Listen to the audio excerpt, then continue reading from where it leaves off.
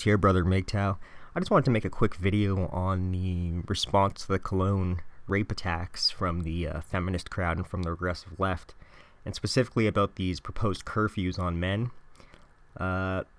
This first article here you're looking at is by a woman named Megan Murphy, who I think is from Vancouver, and she completed her degree at Simon Fraser in, you guessed it, gender, sexuality, and women's studies. So the content, if you do end up reading it, probably won't surprise you too much, but I've never understood this idea of curfew on men because, I mean, isn't it feminists who say you can't really judge who's male and female based on, how they look, or at least who's a man and who's a woman?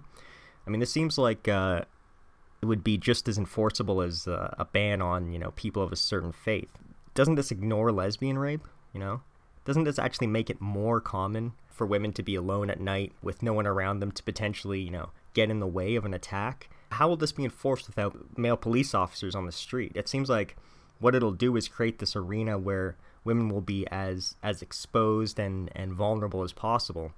It really reminds me of the gun laws, where we're gonna, restrict people's access to guns, but of course the people who don't care about the law and who are going to go out and commit these crimes are even more able to do it. But this also reminded me of a documentary that was making the rounds, I guess, on Facebook and stuff a little while ago by the BBC called Angry Women. I just want you to take a look at this clip. 40% of women said they would not travel alone at night. And so in other words, we now have a sort of curfew operating as far as London women are concerned at night. And I think that is a scandal. Men off the streets! Men off the streets!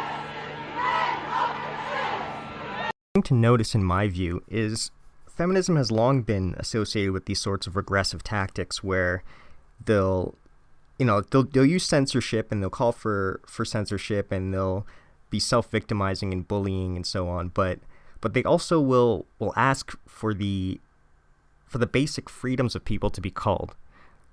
The kind of measures you'd only expect to see during wartime, and the kind of thinking you'd only expect to see from someone fighting an enemy. Men's freedom seems to be seen to be part and parcel with danger to women. The freer a man is, the more likely he is to victimize women. And just before the end of the video, I wanted to highlight one other article. This one's from The Independent, I believe, and it's actually written by a male writer. And they're basically asking us to look at the genders of the attackers instead of the culture, instead of the religion. They want to suggest that the problem is men. So you might want to check this article out too. At the very least, there's some good comments there. They might give you some hope for the future of humanity. And anyways, guys, this is my first attempt at a video and creating content for YouTube, so thanks for watching. And if you want to find the sources, they'll be down in the description. And if you want to leave a comment, comments are never disabled. Alright, see you guys next time.